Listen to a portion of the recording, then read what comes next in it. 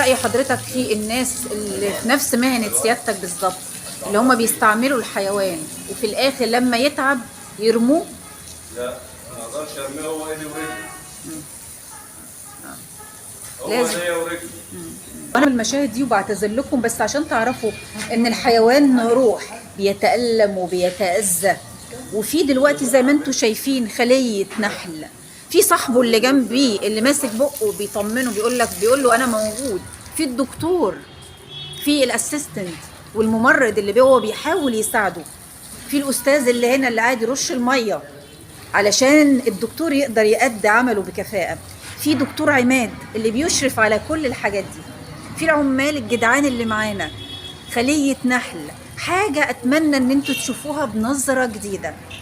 أنا هسأل حضرتك سؤال واحد بس وهسيبك، أنا عارفة إن أنا تعبتك معلش.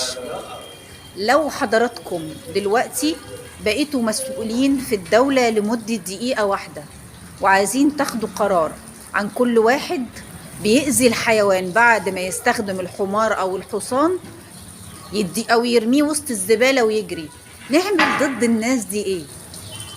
والله يا ربنا يهدى، انا ما اقدرش اقول اكتر من كده، ان انا لو بين معاه زي كده ما اقدرش ارميه، هو ايديا ورجلي، هو مأكلني وانا باكل من وراه، لازم اوليه.